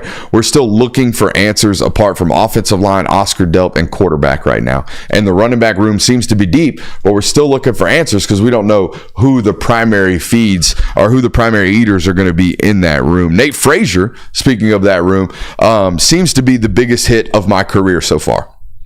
I have had some big ones. I have had some guys I feel like that I have just pounded the table for. It turned out they're elite. This one has shown greater dividends immediately than any my guy I have ever selected. This kid's going to play and play like very, very early on for this football team, I believe. I was on the Tyrion Ingram-Dawkins stock this offseason. He was a my guy coming out of high school. He has really struggled with injury throughout his career. He continues and continues and continues to be a disruptive football player when on the field. He was extremely disruptive this weekend, I was told. Daniel Harris and Dalen Everett had good days. I'm told Julian Humphrey's having a good day or good camp as well. They're doing that thing. All right, and if you're a football coach listening to this, which a lot of you guys do, I would suggest you start to go about your position battles this way. I used to get really, really frustrated when I was in a position battle where I go into practice and I know today I'm getting half of the one's reps and the other guy's getting half of the one's reps. And while he's taking the one's reps, I'm sitting on my ass. And I am not getting better, and I am not having the ability to stay hot, and I'm just worried, and I'm stressed, and I'm pressed, and I'm this. And odds are, maybe the best man still won out in that form of competitive balance or that form of structuring your position battle. However, this is how Georgia's done it the last couple years. They've given 80 or 75% of the one's reps that day to Julian. And then the next day, they're going to flip-flop it and give 75% of the reps to Daniel Harris. This allows that football player to get more of a game-like feel and more of a true starter's feel. And then by the end of the practice, you get to see them be who they are during team position drills, as opposed to consistently fighting all day to see how they measure up with the human that they're competing with. I think it's a brilliant idea. It's also going to really, really lead to misinformation with intel from people who aren't reporting it this way. Okay, because when they go to practice or when they have somebody come to practice and they're going to go to the report and they're going to talk about the rotation, they'll say, Daniel Harris got most of the ones reps today. And then people will read that as Daniel Harris has won the battle. No, he has not. Not yet. Okay, but he has been playing well, as has Julian Humphrey. What else we got here? Offensive line remained the same without Jared Wilson this past weekend. Was told Dan Jackson had a good day, but might have been banged up towards the end of practice. Don't think it's anything serious, again, or else it had already been reported. There's a lot of banged up, which honestly isn't par for the course, dude. Yeah, that's par for the course. Georgia practice, bud. Everyone's going to get banged up a little bit. Like, if you see that, I don't think that's going to be something to be alarmed about. Obviously, you want to report it and let everyone know, but banged up should not be an area of concern. I had one offensive source say we suck right now, but they're supposed to suck right now. I made sure I followed it up with that coach of, have you ever thought an offense was good right now? And the answer was quickly, no. Hell no. Hell no. Never, ever, ever have they ever thought an offense was good right now. And the reason being is because, like, it's just see ball, get ball defensively. Yeah. Defense is about effort and aggression. Effort and aggression, particularly at Georgia when you got the best Jimmies, all right, and the best Joes. So the X's and O's don't have to be all that crazy, even though they tend to still be. I think the best way to put it, you can go to the plays on defense. Yeah. Like, you can run and make the play on defense, whereas offense, it has to somewhat come to you. You have to run the right route. The ball has to be then thrown to you, or the gap has to open up for you to run down. There's so many other things have to go right, whereas defense, again, it's just see ball, get ball. So that makes sense, one, as to why defense would have the edge, apart from the fact that they're keeping it extra vanilla right now. Who would you design your offense around right now? Just give me offensive names, playmakers that you can guarantee are going to be like meaningful, impactful SEC football players this year. Well, I think we all know the one answer is Dylan Bell. All right, we're going weapons only, non-quarterbacks. Yeah, Just so all right. that Dylan makes Bell. sense. Dylan Bell, Trevor Etienne in there, Arian Smith for the speed, Arian Smith and Anthony for the speed. That early on those two. Dom Lovett needs to be All right. Dom up Lovett to number the top. 3. I'm with you on now. I would even go Oscar Delp 4 on that list. When you say build around, are you saying like they are the focal point of our offense, or are they? I'm talking about guys you can go into this season depending upon to be high quality SEC football. I would players. almost put Dom than Dylan.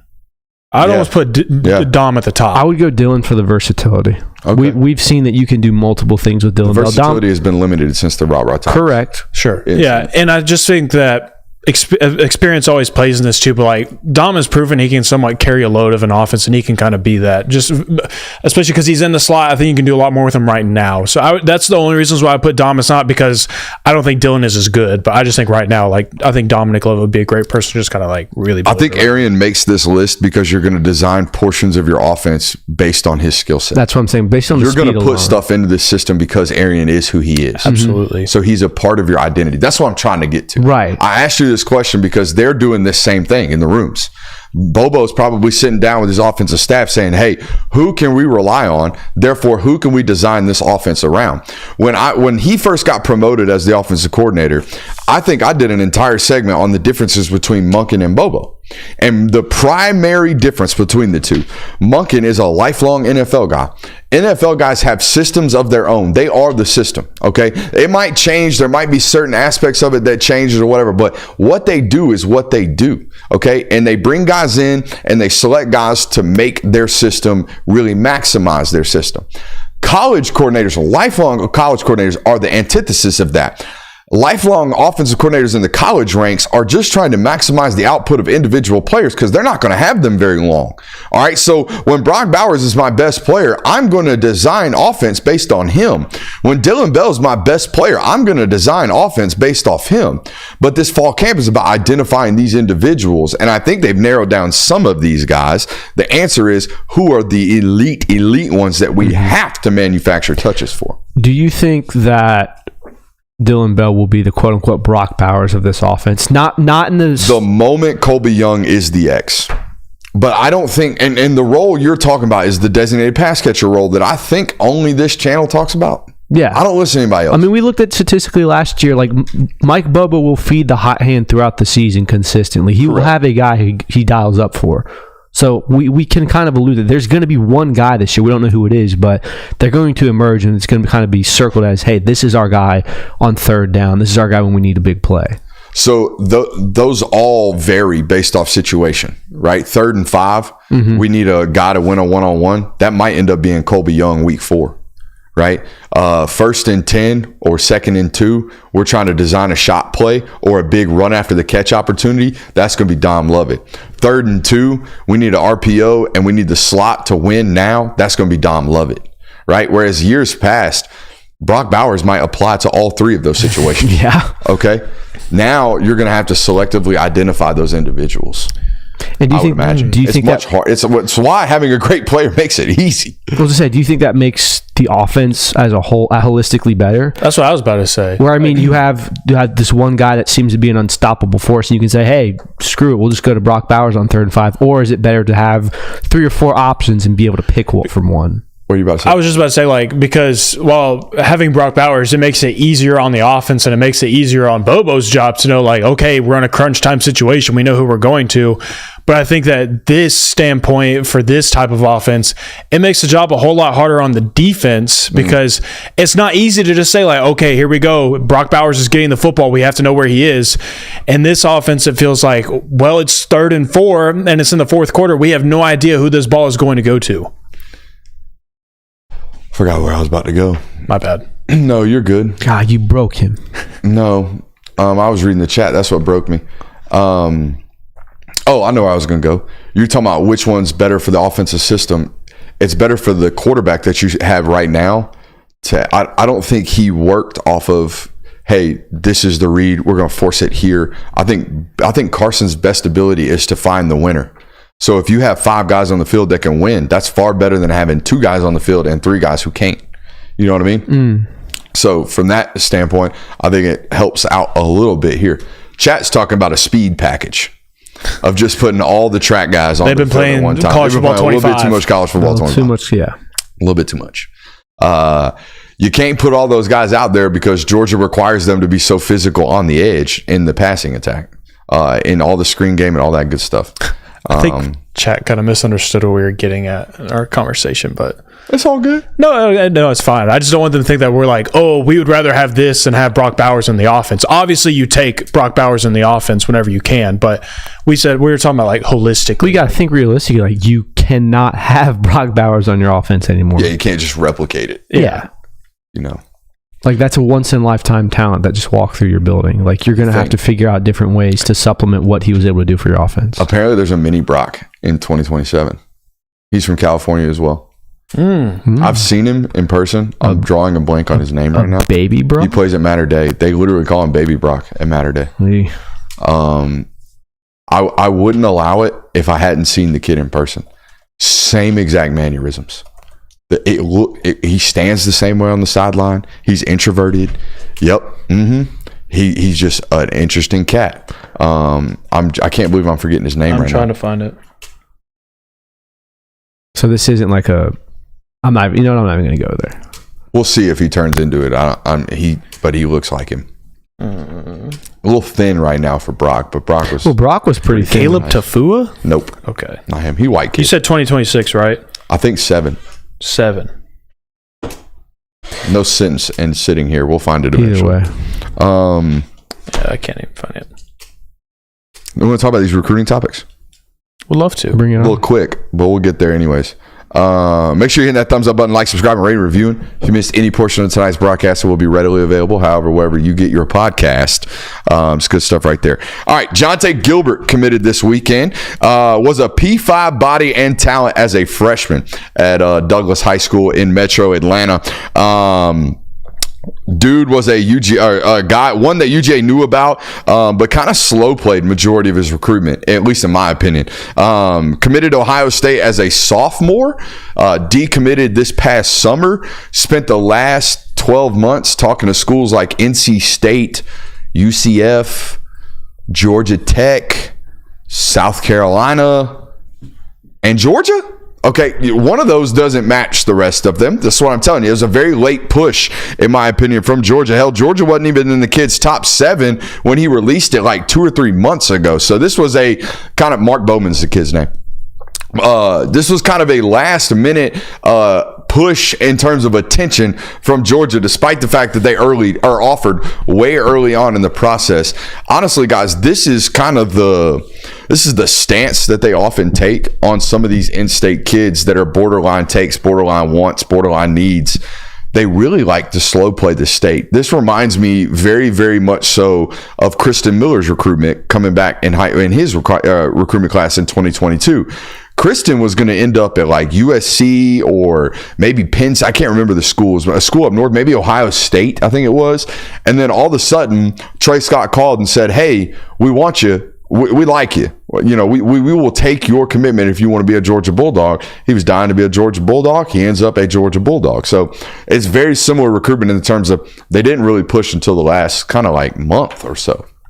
It feels like you kind of have to pick and choose who you do that with, though. Because to me, it seems like you can't just slow play every single in-state recruit because not all of them are Kristen Miller where they're just dying to be a Georgia Bulldog. Even though they're from the state of Georgia and they grew up closer to the University of Georgia than any other college football program, not everybody is just like has this intuition that they really want to and almost have to be a Georgia Bulldog. So I feel like that's also a coaching staff that kind of understands the player's profile and understands who they are as a person and how they've grown up throughout their life. Is being a Georgia fan as a recruit a detriment to your overall recruitment of your team? Because if it doesn't just apply for Georgia fans, it applies for members of the home state, where if you are a fan of that team, what are you about to show?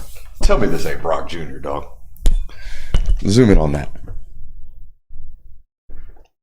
Come on, camera. Oh, wow. That's him as a true freshman at Mater Day. Yep. Who's that guy next to him? He even wears 19.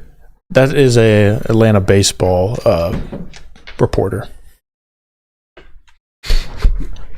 But no, what was I was saying is That Mark. No, I can't make a joke like that. I will shut up. No, I'm gonna make it.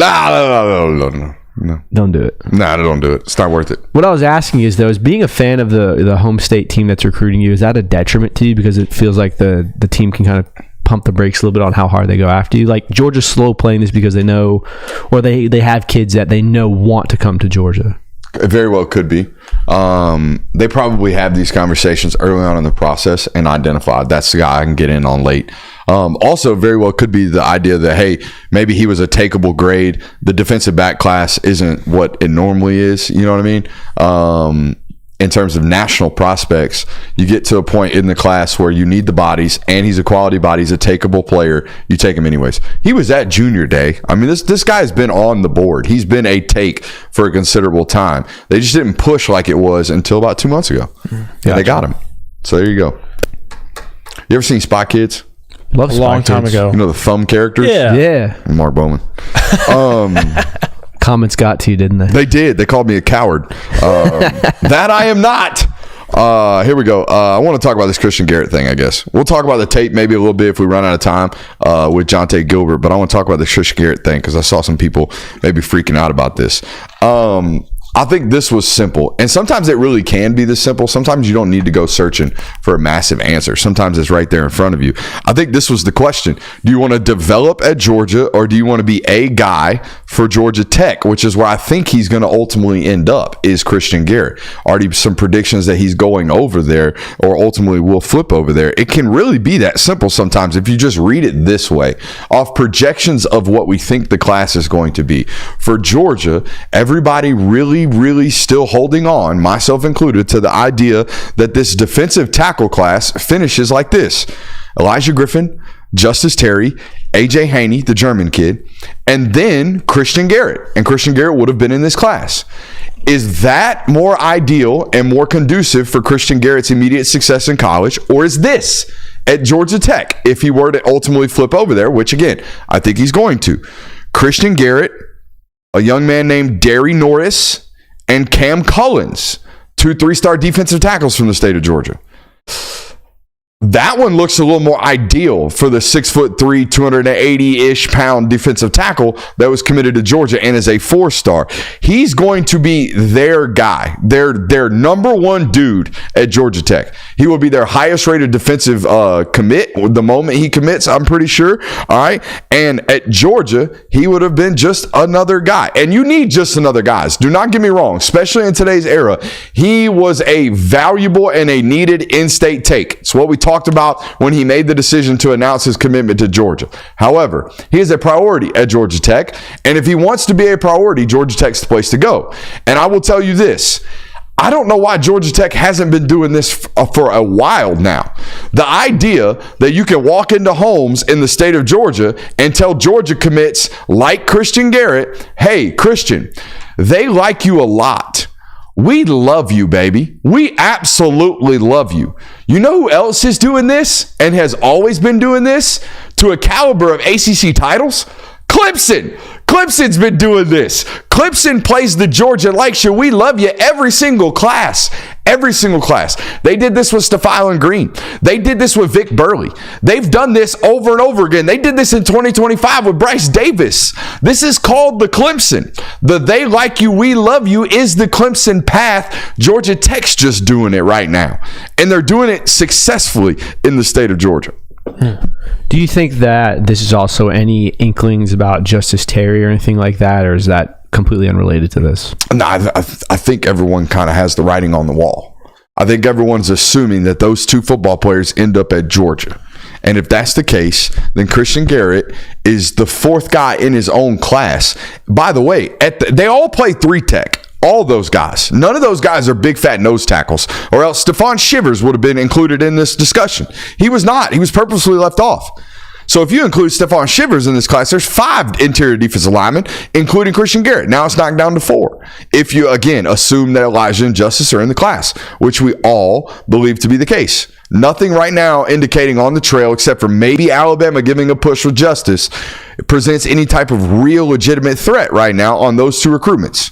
We all hold true on those statements. Anybody got any reservations? I don't believe so. Nope. Okay, so that's the reality of the situation, and that's just that room in this class. That does not include guys like Jordan Thomas that signed in last class. Those are freakish players in the last class too. So this was one of those situations where you can get swallowed real quickly at some of these classes. Is there ever going to get a point, though, in this class where there's getting to be just too many defensive linemen? Because we mentioned Elijah Griffin and Justice Terry, and then there's also another defensive lineman now that they're in the mix for, who is from the state of Georgia. We're going to talk about in a second. Yeah, exactly. And you have Stephon Shivers. He's also committed right now as well. The Haney kid, that's a lot of defensive linemen in one class. I mean, to your point, the class is already kind of filling out as we speak here in August. There's 22 commits right now, and I think they have a chance to flip 3 guys that I'm going to tell you about here in just a second, plus Justice and Elijah that I feel comfortable about, okay? The 3 flips, all right, they're all in-state guys that are committed elsewhere, and they recently camped at the University of Georgia and received committable interest and committable offers, and Georgia is actively working to flip these 3 individuals. Shane Marshall, a running back out of South Georgia, is currently committed to Minnesota. He came to camp a couple weeks ago, 5'10", 202 pounds, ran the short shuttle in 4.2 flat. Jumped 39 inches on the vertical, I think north of 9 feet on the broad jump. Very, very explosive athlete. The film is explosive as well. Seems to be a guy that they're highly interested in. And by the way, is going to come relatively cheap, it sounds, in terms of commitments. And NIL commitments at the running back position, we've told you, are a little bit slotted on the expensive end of things because agents understand the deal on those instances. Now, you're talking about edge rushers and defensive linemen that they might have an opportunity to flip. Chase Linton is an edge committed to Rutgers out of North Atlanta High School. All right. And he is another player that came up to camp a couple weeks ago, 6'3.5", 220 pounds. I believe at an MVP camp this summer, he ran somewhere under 4.6 in the 40 on a hand time. Good Lord. Yeah. A really fast and really high ceiling athlete at the edge position. That is historically a Georgia-interested type of pedigree. Now, the most recent offer is another Rutgers defensive lineman, Braxton Kyle, a defensive tackle out of North Gwinnett that is a bowling ball, 6'3", 330-ish pounds. He thick. Okay, he a big boy, and he probably going to play nose tackle in college. All right, so again, another one of these football players I wouldn't necessarily classify in the area of Christian Garrett, but this is a room that is filling up. If you consider those 3 flips that I think are in a very, very strong situation right now for Georgia, plus the other 2 commitments that are prospects, I should say, that I believe Georgia is in good standing with in terms of Justice and Elijah, that puts you at 27 football players right now, guys. And I think they're saving a spot for a potential flip or at least another wide receiver prospect. They've been very active on the wide receiver recruiting trail right now. So you're looking at it right now, and it's already kind of filling up in mid-August, boys. This feels kind of like the second year in a row where it's been this way. Obviously, you had the KJ Bolden thing at the end of on signing day, and Dylan Raiola. But for the most part, you had a really, really good idea what your class was going to be before the season even started. Do you think that's kind of the new trend in college athletics, just because recruits are so done with having to deal with recruiting processes, and colleges are trying to get them in as quick as possible? It's so much the trend that I'm pretty sure they're bringing the summer signing window. Might make sense. I mean, they've presented the rule, so it might come. It's that legit of a thing. And yeah, I mean, in terms of I don't know what started this process, maybe the early enrollments, but I would say about 2 years ago, 2 classes ago, kids started wanting to be done before their senior year. They just wanted to be done with it. Now, I was under the impression that these things weren't going to be able to be finalized because they come with price tags now. I would imagine you can't forecast your prices until you know what you have available. You won't know what you have available until the season ends. I would think, Yeah. right? But you would imagine now, I guess they're avoiding these conversations somehow, or having some type of projection of what it's going to cost before December arrives. Maybe that's why they're doing it this way. I guess the way you get some type of projection now, especially, I think now you can do it because you're a couple of years into this, so you probably kind of have like a baseline number of what you're used to being at that time of year. And then also it's a matter of, all right, we're projecting these players to be off the roster, whether it's the NFL, like these players are going to the league, they're going to be off of our payroll. And so we have this X amount of dollars that we think will be available, probably a little more or whatever. And you can kind of gauge it a little better now, I'd say, than you could 2 years ago. You gotta respect Chris Foster, aka Navy guy in the chat, for fighting a good fight. He's one on like 90 in that chat right now, just getting shit on for being a Tennessee fan. I think he's doing a relatively decent job. No, he's bringing up good points. Yeah, he's battling. Chat. You know, he's not thrown in the white towel at all. They got him. Respect. Yeah, respect to the battling right there. I don't think there's any real point in watching the tape of these football players, because all of these football players got takes because of what they did at camp, stuff that we've never seen. I'm only going to hear about. That being said, if we're going to watch any tape, I'm not watching the fire hydrant of a defensive tackle. I'm certainly not watching the corner that just recently committed. I may watch running back commitment tape or running back prospect tape, but I certainly will watch a 6'3.5", 220-pound edge rusher do some freaky shit. So let's hope Chase Linton's got some of that on his tape. Let's go to the board. Boy, I'm going to tell you what, it's been a long day of content. Do you feel that? I feel that. Yeah. The voice isn't draining yet, but we are into hours 3 and 4 Of the week. And it's a Monday. Freaking love it. Eyeball scout, wife scout, that's him, right? Gotta be. Spat on a white spat on the tape. Gotta be him. Can I get a circle? No. Ooh. He's on the interior. Interesting. No. They circled the wrong guy. Yeah. He's the top side. He's the defensive end standing up over there. Got to be, right? Or maybe the 3 tech. He's the 3 tech. Yeah. All right. The one who got the sack. Wearing 55. He's a little thicker than I thought he was going to be. That butt looks a little thicker than 220. And here's how you know. My man can't even keep his pants up. That's how you know you got them thick hips. You got that Greg Blue booty. You know what I mean? Can't keep your pants up. Boom. And you uncoil your hips. How'd you know the ball was out? That was nice. Oh, man, we got a triple option team. This got to be Lassiter or Westminster, right? Or who is this? That's just not good news for that guy. Landon and Brandon getting sacked real quick right there. It's like Heinz Ward Field. All right, put a little nose tackle right here. He is much thicker than... Oh, no, he's on the other side. He's playing 85 right here. Dang, was that a tackle by his hand? Yeah, he's really, really long, dude. I mean, you're running 4.6 at 220, 6'3.5". All right, that was premeditated, by the way. Yeah, he knew he was spinning. This kid's got to be young in football, right? He doesn't look like he's played a ton of football. That's some juice right there, though. That once he got out of that spin, that next step was elite juice. Was this Tequila? Okay, yeah. Speed. He can run, dude. He can absolutely run. Worst case scenario, you got a 6'3", 220 missile on special teams. Right? Yeah. Worst case scenario. Even his stance, man, it doesn't look like he's played a ton of football. He's just consistently unblocked. Yeah. He fires off so quickly. No. Oh, River Ridge. Oh, the Knights. Oh, man. We used to beat the shit out of them. Landon and Brandon getting worked right now by North Atlanta. Yeah, shout out Woodstock, Georgia. Ain't a D1 player to be found. Hey, bro. We had to move out of there just so my son didn't get profiled. your son is like 4. We had to move up out of there. We had to move up out of there, dog. Has he played it down to football yet? No. Probably won't, to be honest with you. I don't think he's into it. Oh, good play. Hands up. That was a scrimmage. What are we thinking? I think a good physical athlete that's got a lot to grow. You see why they take him. I mean, he flashes on tape. He's so premeditated with the spins. Well, I was about to say and this is why you don't question the staff, because, I mean, I sat there and looked at the player profile and I was like, I don't really get it. I was like, I don't really understand this one. But after seeing that, it's like, oh, that's why. That's why you take a stab on a kid like that, because the athleticism, the burst, the explosiveness, like everything about him, like the burst and the ability to run.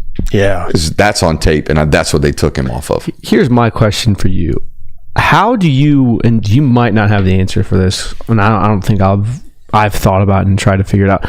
How do you, as a team, managing building a roster when you're recruiting, balance the amount of guys you take really, really high floors at? Like, we know this guy's going to be a hit, but he might not be a star, as opposed to, let's take stabs at this guy just because the raw talent is there that he might develop into, who knows, a Jordan Davis. You take the stabs at positions you know you have a surplus of knowns at. Okay. They have a surplus of knowns at the edge position right now. They got 5 or 6 guys that they know can play for them. They got a couple more of those guys as true freshmen right now that they know are going to play for them at some point in their careers. They have a surplus of known commodities at the edge position. At that point in time, no different than Josh Jackson, they have a surplus of known commodities at the tackle position right now. You take stabs on high-ceiling athletes that you have a surplus. You ain't going to see them taking stabs at high-ceiling football players at receiver right now. Right. They're either taking guys that they know that they can land or guys that they know are solid floors that can come in and play for them, and then they go take the high ceilings out of the portal at receiver.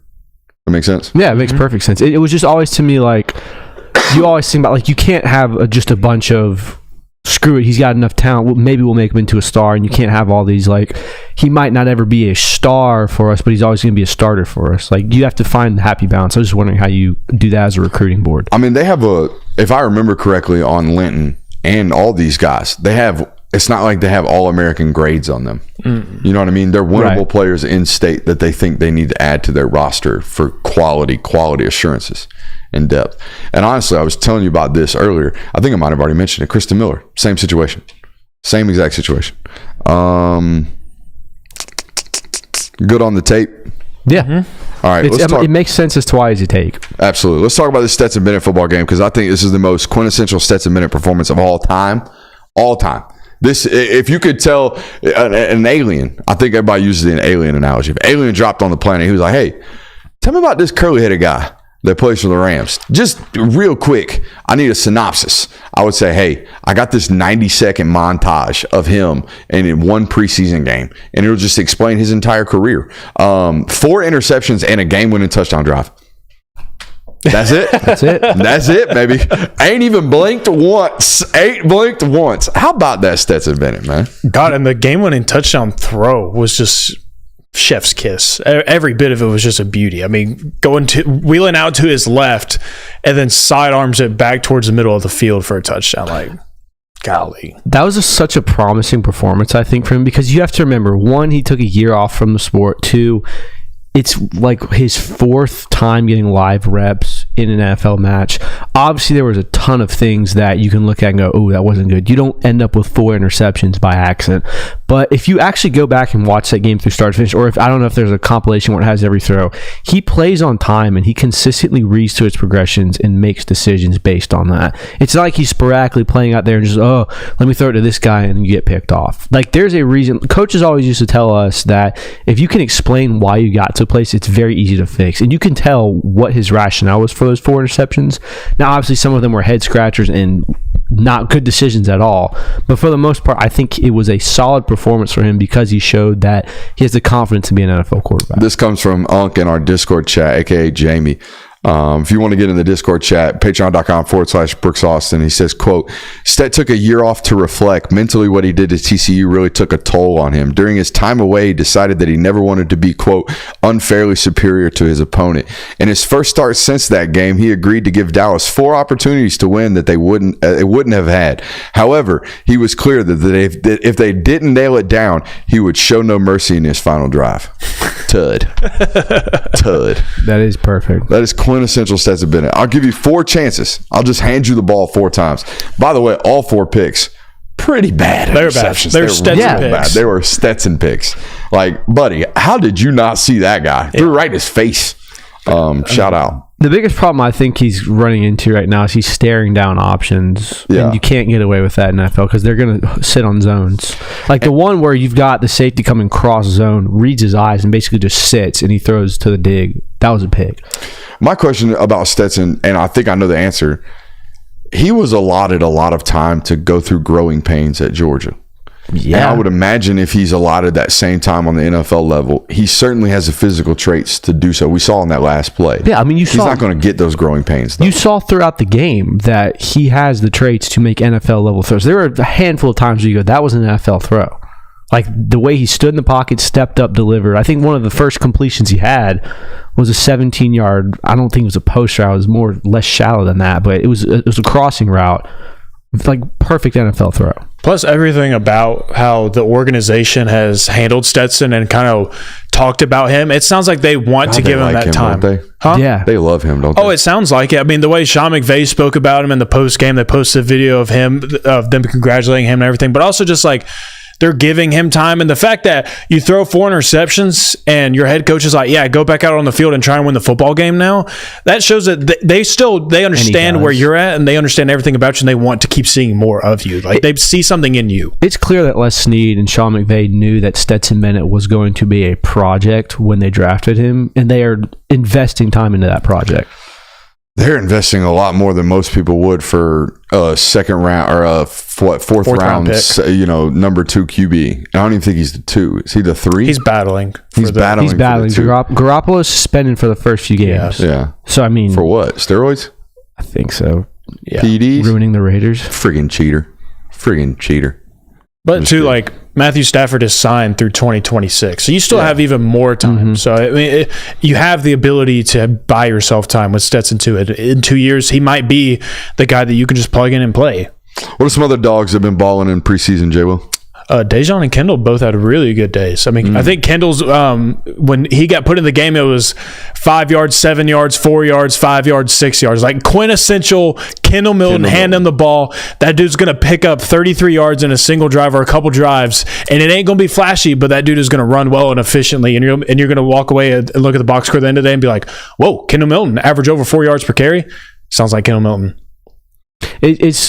It's a testament to what these Georgia running backs are able to do now, where obviously the running back position is not as much of a demand come NFL draft day, but to come out and just to be a very solid bell cow for an NFL preseason game, they've earned roster spots, I feel like. I would be shocked if either of those guys aren't on the 53 come the start of the fall camp or start of the fall season when preseason all ends. Dejon showed exactly what he needed to show to help his chances of making a roster spot, and it was breaking a 24-yard run.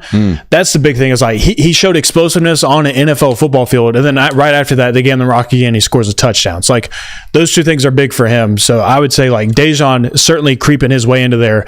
Kendall also, I think that he just provides, he's unique. Well, that running back, they have a big running back room in Philadelphia, and they have 2 really good running backs right there, up there right now. But Kendall Milton is very much an NFL running back. I think he is a caliber of an NFL running back. If you told me Dejon Edwards' career high in the NFL for a singular rush was 24 yards, I would have taken it right on the nose. There ain't a 30-yard run in that dude's career. Not on the NFL level. No. They running that ass down. However, the fact that he got a 24-yarder, that shows what you're talking about. That's registered as an explosive play. And if I had to bet on that 24-yard run, he probably made somebody miss at like yard 7. I can't remember exactly, but he cut into a hole. Yeah. Like it was a hole that a normal running back doesn't usually get. Correct. It was Georgia Kendall and it was Georgia Dejon. Like both of those guys. Downhill on Kendall, 1 cut on Dejon. Yeah. Maybe multiple cuts on Dejon. Did you see what the Raiders were doing with Bowers? Yeah, that was crazy. He lined up everywhere. They were Georgia in him, weren't they? Yeah, they and on top of that, someone posted the snap splits between him and Mayer, and I think it was 14 snaps on the first drive. Brock was in for 11, and Mayer was in for 12. You liking it, huh? I love it. You liking it? I love it so much. You get a little Brock every Sunday. Dude, when they put him in at fullback and then threw him the ball, I was like, oh, this dude, these people know how to use Brock Bowers. Hell yeah. These guys get it. I'm glad he went to a place that gets it. Yeah. Yeah. I would have hated to see him be just a traditional tight end. It would have made me very sad. Like the Falcons. Yeah. Ugh. Hey, man. Kyle Pitts might be nice this year, though. I don't know. Falcons pretty synonymous with misusage of talent.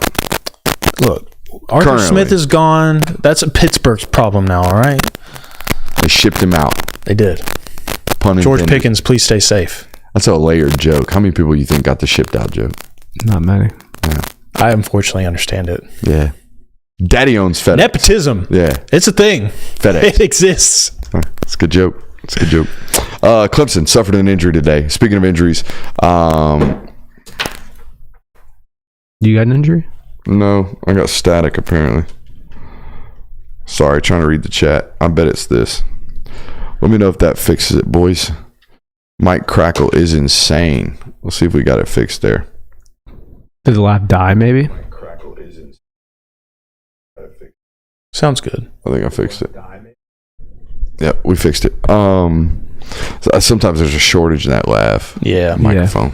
Sometimes it just be popping. Appreciate the chat for fixing us up right Always. there. Clemson suffered an injury during camp today, correct, J-Will? Yes, according to Clemson Insider, defensive back Shelton Lewis suffered a lower leg injury during their scrimmage this past weekend. He is on crutches, and he was not able to put pressure on his leg. So that kind of puts it sounds like a timetable where it's like he's either going to be like very questionable going into that football game or maybe won't be available for the football game. He was in a position battle for what looks like to be the nickelback spot on their defense. He was a sophomore. He played in 13 games last year, started in 3 of them, and he had 2 interceptions. 1 went for a touchdown. So he was a contributor last year, was looking like he was going to expand upon that role this next season for them. So regardless of whether he was a starter or not this year, he was going to be a football player, or he is going to be a football player that would play for them. I would argue that of all of their defensive positions, their defensive backfield is probably the thinnest. They could handle, outside of Peter Woods and maybe Barrett Carter, they can handle an injury from pretty much anybody else across the board. Defensive back, it's not that they're not deep with talent, it's that the talent that has experience is very few, and then right after that, it's all young cats. And they're good, but it's all young cats. I think in their 2 deep, it's a graduate that's starting right now. It's a redshirt sophomore that's starting right now. And then it's a lot of true sophomores and even some freshmen sprinkled in there. So it's a very young unit. And I mean, it's just one injury right now, but it's not far from a drop off of like, holy cow, like now we feel like the cupboard is dry. Well, it's not even that. You're at a point now where the more injuries you have, the less experience you're going to have on the field come Georgia. And you need guys that are going to be knowing what they're doing. Don't worry. Tyler Venables is still on the roster. Oh, thank goodness. Oh, Lord. So they're good. As long as they have a Clemson prodigy of a son. Why are we even reporting this then? I don't know. Honestly, it makes room for Venables' growth. You know what I mean? It opens up an opportunity for the 5th-year walk-on to get out here and get some PT. Good for him. So good for him. So good for him. This matchup for Clemson is based off their front 4, though. Mm-hmm. How much pressure and how much havoc can that front 6 How quickly can you get to Carson Beck, and when you get there, are you able to disrupt him enough to make bad decisions or bad throws? Do you think more and more teams just take this approach against Georgia this year? Just go for broke? Just dial up pressure. Just do what South Carolina did last year. South Carolina's best defensive performance all year last year, for my opinion, was against Georgia. And granted, it was raining. It was raining, and it was a Georgia team that I don't think had found an identity yet. I think I would suggest that the reason what you're talking about, where Georgia kind of burnt the studs, took it down to the studs this year, and figured out who we have that are guys, was Assume something nothing, baby. Was kind of a result as to what happened last year. I think, and it was Bobo's first year of install. Keep that in mind as well. I think Mike Bobo was trying to dial up so many winners that. And this is purely speculative, that he kind of strayed away from finding who was a guy and what worked, to whereas you found in the middle of the season guys like Dylan Bell, guys like Dom Lovett start emerging. So that's kind of my take. And I think that you're not going to have those issues at the start of the year this year.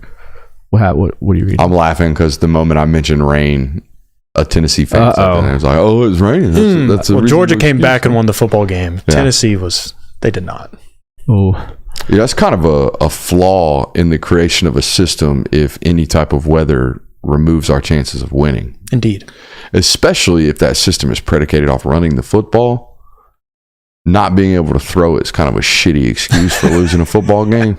But hey, we don't want to talk about that. We don't want to talk about that at all.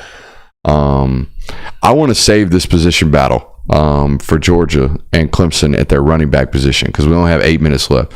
So what I want to do now is go watch this Jonte Gilbert highlight tape. Do we have that pulled up? We do have that pulled up. All right, let's go watch this. Let's go see what Georgia did this weekend in adding Jonte Gilbert, all right? Big, long, fluid. That's what I'm expecting to see right here on the tape. Now, the question for me on Jonte, because when he started his high school career, he started as a safety and has projected more and more into a corner position, a corner type football player. Now, the profile at Georgia to play corner, you have to be north of 6 foot, preferably north of 6'1". You have to be sub 11 seconds in the 100, okay? I don't think Jonte has track times. I don't think he ran track, not based off my recollection of this athlete, and I've been covering him, like I said, for 3 or 4 years now. Here we go. Let's take a look at the film. Don't really love watching DB tape, but we're going to watch it. He's in bump and run down there as the number 1 corner. He's going to get his, he just pushed that guy right out of bounds. Is he going to make a play here? He says there's an interception on this, so it's a flailing interception. Keeps his toes in bounds. What the hell was that quarterback doing? Yeah, that sounds about right. That's a 4th and goal play right there. I want to say that's Cedar Grove, but I don't want to be for sure. This is Mays 100% in that yellow. Are we going to get a stick here? Please. Okay. That looked almost, you know who that looked like? Wearing the 1, being long, being fluid, arriving with the pads. You know who that looks like? Looks like a KJ Bolden clip from last year, in my opinion. Okay, obviously he's playing corner. Oh, we got a blitz from the slot. Man, he's big and fast, isn't he? Yeah. He does run track. I can't find his. You can't find bio and data see on them. You need to sign into my track.net account. Yeah, I do. I bet if you search it on the main PC, you'll find it. This isn't what even because of what he's putting on tape, but this is some of the better DB tape, cornerback tape I've seen on. Like being able to see what's going on. Being able to tell what the hell is actually going on here. No, you're right. It's deep. It's because they know they got to do. We got to make sure he stays in frame. I would imagine. Says he ran an 11.2 in the 100 meter. That's this year. Says 2024 outdoor 100 meter dash. An 11.2 guy. Yeah. It checks out on the tape. He's big, long, and fluid, though. You know who else was an 11-second guy and then stopped running him? Who?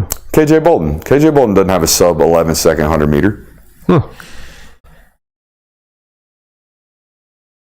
Big, physical, fluid, long, positionally versatile. Look at that switch, guys. Ooh, did you see that? That was nice. That was really, really well done. They switched these 2 guys. All right, he's going to run with the number 1 receiver right now. He's going to pick that up and run with it. Great job by the corner on the field side too, right there outside the numbers. That's really good work right there. Banjo right there. That's a really, really good defensive back group here. This defense from Douglas looks really, really good. Oh, what did you see that? No, wind that back.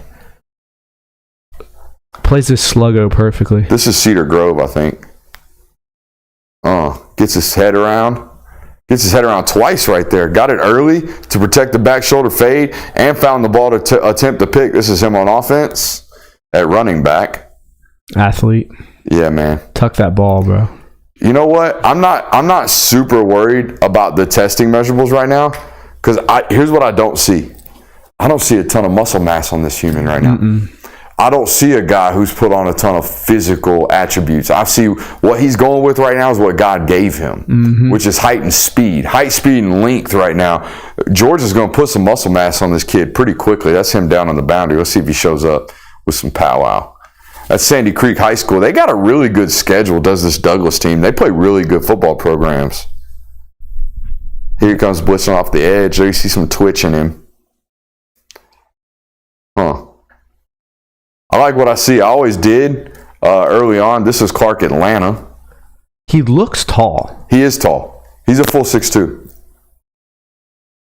Big, tall, and long. And he shows up. He's not afraid to hit either. I think he ends up being a safety in college. You think so? Or maybe a big nickel. Maybe he's like Mark Webb. That's what I was actually thinking. Good comp. Mark Webb. That. Little I love Mark a good Mark Webb shout. I love a good Mark Webb shout myself, too. Mark Webb, good football player. Underrated. Still in the league. Yeah. With the Rams? First team still? I think he was with the Chargers initially. Oh, yeah. No, you're right. Chargers. A different LA team. Good football player. Like that. Like that take, too. He's 2026 or 2025. It says he's a free agent now. Dang, Mark Webb. R.I.P. Mark Webb. You should kill the man's career? Not. You should kill the man's career? He made a comeback? Facetiously. That's crazy.